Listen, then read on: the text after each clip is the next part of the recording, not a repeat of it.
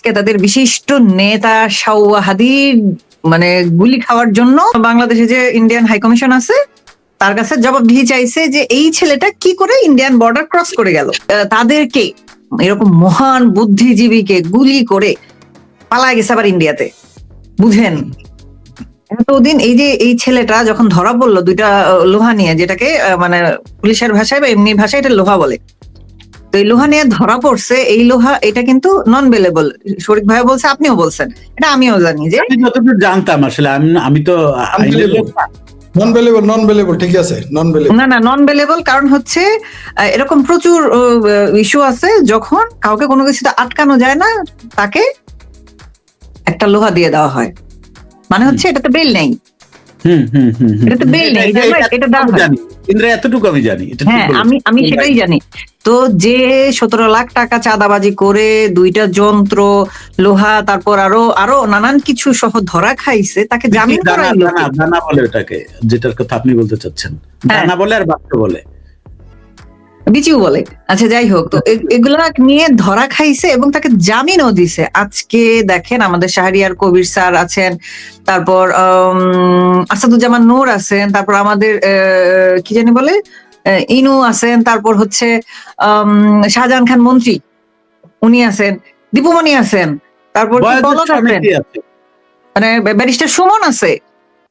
প্রত্যেকটা মানুষ আটকা, এত বড় বড় মানুষ, মনে করেন ওদের কি জামিন নিয়ে বের হয়ে আসার মতো, বা ধরেন যদি তারা ব্রাইবও দিতে চায়, বড় কথা হচ্ছে তাদের এগেইনস্টে কোনো পরিষ্কার এলিগেশন নাই। বাদ দেন এলিগেশন, নুনুসের আমলে কোনো এলিগেশন লাগে না। আওয়ামী লীগ মানেই ধর্তব্য, আওয়ামী লীগ মানেই কতলযোগ্য, ফরিদ ভাই যেটা বললেন, সেইখানে এই ভালো ছাত্রলীগটা এত কিছু নিয়ে ধরা খাইলো এবং সে জামিনও পেয়ে গেল। জামিন কে করাইলো এবং এটা নিয়ে কোনো নিউজও হয় না যে ও জামিন পেয়ে বের হয়ে গেছে। এবং আপনি দেখেন আমরা যেসব সিসিটিভি ফুটেজ, এখানে আরেকটা টুইস্ট আছে। আবু সাইদ যখন 16 জুলাই 2024 সালে মুহুর্মুহু আন্দোলনের মাঝখানে রাবার বুলেট খাইলো, সেটা নানান অ্যাঙ্গেল থেকে ভিডিও আছে, ক্লিয়ার, খুবই স্পষ্ট এবং প্রিসাইজ।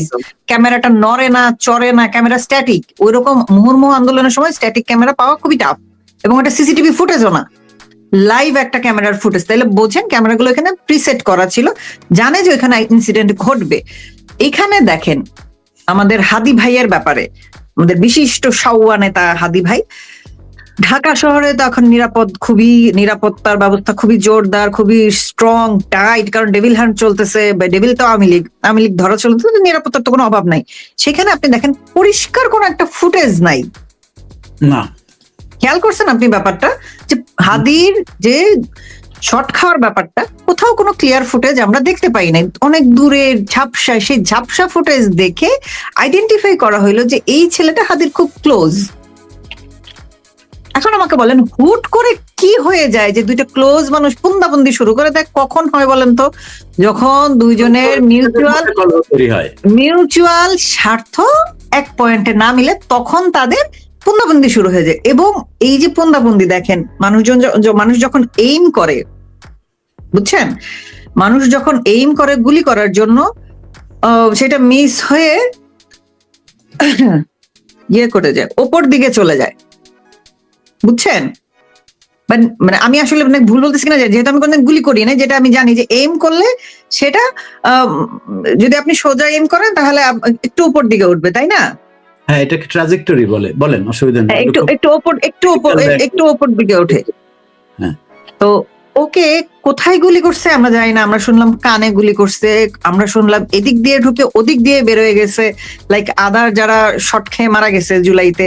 আচ্ছা, প্রত্যেকটা মানুষ আমি দেখছি খুব তুচ্ছ কিছু ইস্যুতেও, বেশি দিন। আচ্ছা, আমি আপনাকে চিটাগাং ইউনিভার্সিটির কাহিনী বলি। ওখানে যে মারামারি হইলো, মারামারি বলতে কি, এলাকাবাসীদের সাথে গিয়ে যা চিটাগাং ইউনিভার্সিটির শিবির গুলা নাচানাচি করছিল, তাদেরকে যখন খেয়ে দিছে এলাকাবাসী, জোবরা গ্রামের লোকজন যে খুব খুশি মনে খেয়ে দিছে, তখন এরকম দেখছি মাথায় আঘাত লাগা মানুষ, পুরা মাথা কামানো, যার মাথা এদিক দিয়ে গুলি ঢুকে ওদিক দিয়ে গেছে, ধরেন গুলি একটা ঘষা দিয়ে গেছে একটা গুলি, তারপরও তার মাথায় ঝাঁকড়া চুল, ওর মাথায় সিম্পলি বাংলা সিনেমার মতো এরকম একটা হোয়াইট গজ লাগানো। আমি কোনোদিন দেখি নাই মাথায় গুলি লাগা কাউকে এরকম হোয়াইট গজ ব্যান্ডেজ দিয়ে রাখতে। টিটো ভাই, অ্যাজ এ ফার্মাসিস্ট আমাদের প্র্যাকটিক্যাল ছিল না ডিরেক্ট হসপিটালে, বাট এইগুলো তো বেসিক। যে কোনো সার্জারিতে ক্লিন শেপ রাখতে হয়। যদি হেয়ার এরিয়া হয়, ধরেন চেস্টে, তারপর ধরেন প্রাইভেট পার্টে বা মাথায়, এগুলা ক্লিন করতে হয়। যাদের ছেলেদের যদি গুলি লাগে, অনেক ক্ষেত্রে বিশেষে পায়েও শেভ করে নিতে হয়, নয়তো সার্জারিটা বসতে চায় না অনেক সময় মানে হয় না আর কি, যেটাই হোক। এখন আপনি বললেন যে এই ছেলেটা হেলে দুলে সিলেটে গিয়ে ট্রেন থেকে নামলো, মানে ওর কোনো ভয় নাই, ও জানে খুবই ইম্পর্টেন্ট ইন্দ্রা, তার কোনো ভয় কখনোই ছিল না। কখনো ভয় তার মধ্যে ছিল না, শঙ্কা বা এটা কখনো দেখিনি।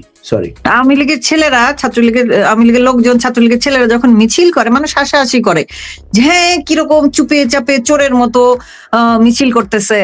সেইখানে বলেন এই ভালো ছাত্রলীগটা, সে হাদিকে মারার উদ্দেশ্যে গুলি করলো, করে বুক চিটায়া বুক ফুলাইয়া হাসতে হাসতে ঘুরে বেড়াচ্ছে, তার কোনো ভয় নাই, ডর নাই। কেন বলেন তো? যখন কেউ জানবে যে আমাকে কেউ ধরতে আসবে না, আমি তো বুক চিতায় থাকবো। সেম অ্যাজ লাইক বিডিআর বিদ্রোহ, সকল বিডিআর বিদ্রোহ, যখন বিডিআর গুলা পাকিস্তান আমাদের বাংলাদেশের আর্মি গুলাকে মারলো, আর্মি অফিসার গুলাকে, ওদের মধ্যে কোনো ভয় ডর দেখছিলেন? আমি এরকম কোনো ভয় ডর দেখি নাই বিডিআর জওয়ান গুলার মধ্যে, বিডিআর সৈনিক গুলার মধ্যে, বিডিআর অফিসার গুলার মধ্যে। কারণ তাদের কাছে এই ইনফরমেশন ছিল যে তারা যদি আর্মিদেরকে মিসমারও করে ফেলে, তাদেরকে ব্যাকআপ দেওয়ার জন্য লোকজন আছে, তারা জানতো সেটা। সেম ঘটনাটা দেখেন, এই ছেলেটা নিশ্চিন্ত মনে মার্ডার করলো, ঢাকায় মার্ডার করে ট্রেনে উঠলো, সারা দেশ তোলপাড় হয়েছে, এবং তার নামে 50 লাখ টাকা পুরস্কার হয়েছে। ভাই, হাদির কাছে যদি ইনফরমেশন যায় যে তার গুলি করছে, যে তার ধরার জন্য 50 লাখ দিচ্ছে, হাদি উঠতে গেবো ভাই আর 50 লাখ টাকা দিয়ে আমি গুলি করছি। 1 কোটি টাকা পাইলে হাদি নিজে স্বীকার যাবে যে আমি নিজে গুলি করছি। বুঝতে পারছেন ব্যাপারটা?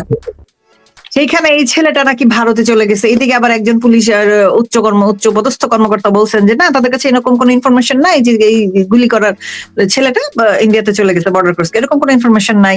আবার আমাদের যে জুমা, আবদাল্লাহ, নাহিদ, সার্জিস, এরা বলতেছে যে এই যে ছেলেটা গুলি করছে, এবার কেড়ে দেখতেও গেছে হাদিকে। এখন আমার কাছে মনে হয় এইগুলাকে ধইরা রিমান্ডে নিয়ে ডিম দিলে মনে হয় এগুলাই বলতে পারবে যে আসলে এই ছেলেটাকে। নাইলে দেখেন সবাই আমাদের জাইঙ্গালো মেরে 50 লাখ টাকা পুরস্কার ঘোষণা করে দিচ্ছে ধরার জন্য, ও নাম কইতে পারে না মুখ দিয়ে ঠিকঠাক মতো লাদির। আপনিও নামটি বলতে পারেন নাই, তার নাম হচ্ছে লেজে গোবরে জাহাঙ্গীর। হ্যাঁ, জাইঙ্গালম লাদির নাম বলতে পারে নাই। না সেটা ঠিক আছে, কিন্তু আপনি জাহাঙ্গীরের নামও ঠিকঠাক বলতে পারেন না, তার নাম হচ্ছে লেজে গোবরে জাহাঙ্গীর। আচ্ছা, যে তার বড় গণতন্ত্র ভাইয়া দেশে ফিরবে যদি দেশের নিরাপত্তা ব্যবস্থা সব ঠিক থাকে, বুঝছেন? যদি এর মানে হয়েছে, মানে এরা এটা শো করবে। এখানে যে আপনি বললেন যে যদি এরা নিজেরাই পুন্দাপুন্দি করে থাকে, পুন্দাপুন্দির কারণটা কি? যে আমি একটা বললাম, হয়তো ভাগাভাগি ঠিকঠাক মতো হয় নাই। আরেকটা ইস্যু দেখেন, আজকে যদি আমাদের বড় গণতন্ত্র দেশে ফিরে যায়, তাইলে মনে করেন জামাতের তো ওই যে ডিপ স্টেট, যে ফরিদ ভাই বললেন জামাত যে ডিপ স্টেট হিসেবে কাজ করতেছে, তারা একটা বিশাল ফোন মারা খাবে। কারণ তারেক জিয়া দূর থেকে ইমতে দল চালায়, সেটা অন্য জিনিস, আর যদি ঘরে ভাতার হিসেবে চলে আসে সেটা অন্য জিনিস। এখন তাদের যেটা সমস্যা হয়েছে, তাদেরকে তো দেখাইতে হবে যে দেখো হাদির সাউয়া মাওয়া ছিঁড়ে দিচ্ছে, তারেক মিয়া তুমি কিন্তু দেশে নিরাপদ না, তোমার মা আইসিইউতে থাকো। এই কথাটাই কালকে বলছি, এটা আসলে জি মাইরে বউকে শাসন। এক্স্যাক্টলি। আমাদের গত 2 সপ্তাহ যাবত একটা যে ওয়েব সিরিজ চলতেছে বেজির অসুস্থতা নিয়ে, সেই ওয়েব সিরিজের এটা একটা গুরুত্বপূর্ণ এপিসোড, যেখানে আরেক জিয়াকে বোঝানো হচ্ছে যে ভাইজান, তোমার আম্মা যতই অসুস্থ থাকুক, যত কিছুই চলুক, তুমি কিন্তু দেশে আসতে পারবে না। কারণ দেখো সাউয়া হাদিরই কোনো সেফটি নাই, তোমাকে আমরা কি বালের সেফটি দিতে পারবো? কিভাবে সম্ভব? তুমি এত বড় মাপের মানুষ, তোমার তার জন্য বুলেট প্রুফ গাড়ি কেনা হচ্ছে, হ্যান কেনা হচ্ছে, ত্যান কেনা হচ্ছে। কিন্তু জনগণের নেতা হলে তো আপনাকে জনগণের কাছে যাইতে হবে। আপনি বুলেট প্রুফ গাড়িতে বসে তো হাত নালে জনগণ আপনাকে একসেপ্ট করবে না। তারপর আপনি 17 বছর পরে দেশে যাবেন, আপনারা তো মানুষ দেখতে যাবে, তাই না? যে আপনি রিয়েল নাকি যে ফেক শান্তা সাইজে আসছেন, মানুষ দেখতে যাবে না? আমার আসলে হাসি আটকাইতে পারি না। আমি তো কমেডিয়ান না। আমি যদি কমেডিয়ান হইতাম তাহলে মনে করেন না হেসে কথাগুলো বলতাম। কারণ যে কমেডিয়ান সে নিজে হাসে না, অন্যদের হাসির জন্য কথা বলে। তা আমি দেখেন এমনই বকচোদ, আমি নিজে হাসে মরে যেতে থাকি এগুলা কথা মনে করে। বুঝতে পারছি আপনি ইউনুসের বাতিজি না, নাতিও না। কারণ ইউনুস দেখেন না কি সুন্দর কমেডিয়ান, আসে না। কিন্তু পাবলিকের কিভাবে হাসে? না, কিন্তু সে কান্দে। সে এই যে 2 দিন আগে এসে বললো, গত সপ্তাহে মনে হয় বললো কেন্দে কুটে যে আমি অনেক, আল্লাহ আমাকে অনেক বড় তো দায়িত্ব দিছে, অনেক উপরওয়ালার অনেক বড় দায়িত্ব নিয়ে আসছি আমি, আমার অনেক কিছু করার আছে। বলার পরপরই দেখেন শাওয়াহাদি গুলি খাইলো। কারণ হইলো, আমার কাছে যেটা মনে হচ্ছে পার্সোনালি, যে গণতন্ত্রের কে বুঝানো হইলো যে তুমি আসিও না, you are not safe in this country. এবং এই যে ভালো ছাত্রলীগের যে ছেলেগুলো আমাদের দেশে আছে এখন, এই বড় গণতন্ত্রকে বললেন, পাবলিক তো এটা সবাই বুঝবো না, সবাই তো আপনার মতো ঘিলুয়ালা না। সবাই বুঝে বলতে হবে যে তারেক ভাইয়া, এটা বলতে হবে। বড় গণতন্ত্র বুঝে। টিটো ভাই ছবি দেখাই দিছে না? তো এই যে পাবলিক তো বুঝবো না। সমস্যা নাই, ইউ আর হিয়ার।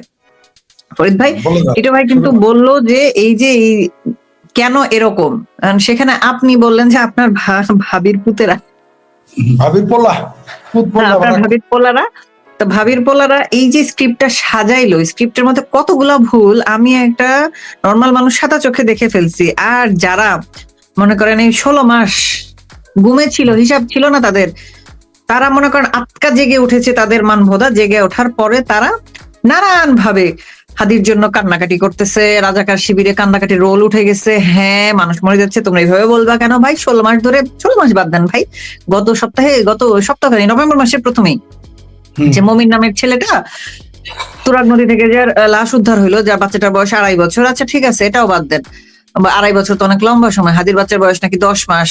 তা 10 মাসের ছেলেটার জন্য তার বেঁচে থাকা উচিত, খুব ভালো কথা, বেঁচে থাকুক। আমাদের যে মাসুদ ছেলেটা 2024 সালের আগস্ট মাসে যে রাজশাহী ইউনিভার্সিটিতে মব করে তাকে মেরে ফেলা হইলো, এবং সে মৃত্যুর সময় যে পানি পানি করতেছিল, তার মুখের কাছে ক্যামেরা নিয়ে কনফেস করানো হচ্ছে যে আমি ছাত্রলীগ করতাম, আমি তারপর পঙ্গু হয়ে গেছি শিবিরের অত্যাচারে, এগুলো তার মুখ দিয়ে কনফেস করানো। শিবিরের অত্যাচার এটা কিন্তু আবার কেটে দিছে, বুঝছেন? এটা কিন্তু আবার দেয় নাই ভিডিওতে। আমি বাচ্চার ওষুধ কিনতে পেরেছি, এবং ওটা তার নিউবর্ন বাচ্চা ছিল, মানে বাচ্চার বয়স 7 দিনও ছিল না। ওই বাচ্চাটার ওষুধ কিনতে বের হয়েছিল, এবং সেই এক হাত হারানো ছেলেটাকে পিটায় পিটায় তারা মারছে পাবলিকলি। এবং যে ছেলেটা মারছে, যে ছেলেটা মাসুদের বুকের ওপর মোবাইল নিয়ে দাঁড়ায় লাইভ করছে, সেই ছেলেটা এখন রাজশাহী বিশ্ববিদ্যালয়ের বিপি আম্মার। তখন মানবতা কি যেন বলেন, ওটা তাদের জায়গা নেই। না, তখন তাদের মানভোদা কাঁপে না, ভিজে না, খাড়ায় না, কিছুই হয় না। কিন্তু একটা শাওয়াহাদির জন্য তাদের মানভোদা কেঁপে কেঁপে কেঁপে উঠতেছে। পুরো বাংলাদেশ। হ্যাঁ, আমাদের বাংলাদেশে কিন্তু এই পলিটিক্যাল কালচার ছিল না যে একজন আরেকজনকে মুখের ওপর এইসব মানে অশ্লীল ভাষাগুলো। দেখেন, আপনি একজন অ্যাক্টিভিস্ট, আমি একজন অ্যাক্টিভিস্ট, আমরা দুইজন যে লেভেলের কথা বলতে পারি, একজন পোস্টেড নেতা বা একজন পলিটিক্যাল আইডেন্টিটি যার আছে, সে কিন্তু এই ভাষায় কথা বলতে পারে না। বলতে পারে না, স্বাভাবিক, রাইট। আমাদের দুইজনের কাজ দুই রকম। এরকম আমি আজকে এখানে যখন অ্যাক্টিভিস্ট হিসেবে কথা বলি তখন একরকম, আবার যখন ধরেন আমি নিজের সঞ্চালক হিসেবে কাউকে কোনো গেস্টের সাথে থাকি, তখন কিন্তু আমি শাওয়াহাদি বলতে পারি না, না, প্রশ্নই আসে না। ওইটা ওই ফরম্যাটের সাথে যায় না ব্যাপারটা। কিন্তু এরা দেখেন বাংলাদেশের পলিটিক্যাল কালচারটাকে এমন করে নিয়ে আসছে যে এখন একটা শাওয়াহাদির জন্য বাংলাদেশের সুশীল সমাজের কান্দার রোল উঠে গেছে, যে আহারে আমাদের শাওয়া হারায় যাচ্ছে। আপনি ভাবতে পারেন আমাদের কতটুকু অধপতন হয়েছে? এটা একটা পলিটিক্যাল কালচারের জন্য খুবই খুবই থ্রেটেনিং। কিন্তু মুফতি ইব্রাহিমও খেপে গেছে, মুফতি ইব্রাহিমেরও মানব কি যেন বলেন, সেটা জেগে উঠছে। মুফতি ইব্রাহিমও আজকে এই যে ডিসেম্বর মাসে এরা একটা যে ডিসেম্বর মাসকে ঘিরে যে তারা একটা নাটক চালাইতেছে, এই নাটকের শেষ কোথায় ফরিদ ভাই? এই নাটকের শেষ হলো যতক্ষণ উস্তায়াদের আপনি বঙ্গোপসাগরে না ফেলবেন, ততক্ষণ এই নাটক চলতেই থাকবে। দেখেন কতদিন আমাদের ডিসেম্বর মাস হচ্ছে আমাদের বিজয়ের মাস। প্রতি বছর এত মানে আমরা যারা দেখে আসছি, বিজয়ের মাসে প্রতিটা টিভি চ্যানেলের কোনায় বিজয়ের মাস থাকে, চারদিকে বিজয়ের গান বাজে, বিজয়ের একটা উৎসব, একটা ব্যাপার থাকে। কিন্তু 2024 থেকে আমি দেশে অনেকের সাথে কথা বলে যেটা জানলাম, যে কোথাও দেশাত্মবোধক গান বাজে না, কোথাও কিছু আয়োজন নাই, সবকিছু কেমন যেন একটা ফ্যাকাশে, কেমন যেন মন মরানো একটা সিচুয়েশন। ফেসবুকে কিন্তু দেখতাম প্রতি বছর কিছু ছুপা ছাগু, যাদেরকে আমরা বলি, এরা ফেসবুকে পোস্ট দিত, হ্যাঁ ডিসেম্বর মাস আসলেই খালি সারাক্ষণ গান বাজে, প্যান প্যান প্যান প্যান, শব্দ দূষণ। তখন তাদের শব্দ দূষণ হয়, মাইন্ডেড। তখন স্বপ্ন দূষণ। 24 সাল থেকে কিন্তু এই কথা কাউকে বলতে শুনি না যে এই গানটা বন্ধ চলে না কেন। তাদের এত বছরের যে সুপ্ত বাসনা, হাউস, সেটা বাস্তবায়িত হয়েছে। এই জন্য এখন তারা এটা নিয়ে কোনো বদার্ড না, তাদের এটা নিয়ে কোনো প্রবলেম নাই যে কেন গান বাজে না, বিজয়ের মাস কেন বিজয়ের গান বাজবে না। ডিসেম্বর মাস আসলে, মার্চ মাস আসলে আমাদের তো মনে একটা খুশি লেগে যেত, অটো একটা খুশি চলে আসছে যে এই ডিসেম্বর মাস চলে আসছে। এখন আমরা চারদিকে পতাকা দেখতে পাবো, একটা উৎসব ভাব চারদিকে। এটা আমি আসলে আপনাকে মানে অ্যাম্বিয়েন্স এটা আপনি নিজে ফিল করতে হবে না, বলে আসলে বোঝানো যায় না। গত 2 বছর যাবত এরকম নাই কোথাও। দেশে যাদের সাথে কথা হয় প্রত্যেকের একই কথা, দেশটা কেমন যেন নিরানন্দ, চারদিকে কোনো আনন্দ নাই। হ্যাঁ সবাই আছে কেমন যেন একটু চাপা, মানে পয়লা বৈশাখ টোশাকের মধ্যে কোনো উৎসবের ভাব হয় না, যেটুকু থাকে এটুকু ফরমায়েশি, জোর করে তো আর ভালোবাসা আনানো যায় না ফরিদ ভাই। রাজাকার সরকারের কাছে আপনি কি আশা করতে পারেন যে ডিসেম্বর মাসে তারা উৎসব করবে? ডিসেম্বর মাস তাদের শোকের মাস, এই শোকের মাসে ওরা কেন গান বাজাবে? আমরা চাইও না তারা এটা পালন করুক, কারণ হলো যে এটা পালন তারা যদি করে সেটা আমাদের জন্য অবমাননা। না সাদিক কায়েম, তারপর ফরহাদ, আজকে ওরা বুদ্ধিজীবী স্মৃতিসৌধে গেছে, রায়েরবাজারে গিয়ে তারা বলতেছে আমরা মর্মাহত।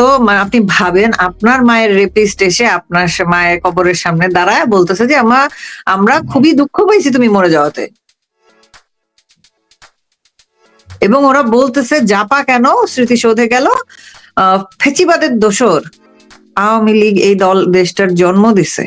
না আওয়ামী লীগ যদি বাংলাদেশ জন্ম না দিত, বঙ্গবন্ধু যদি এই দেশের মুক্তিযুদ্ধের স্বাধীনতার ঘোষণা না দিত, আজকে তোরা থাকতি কোনো পাকিস্তানি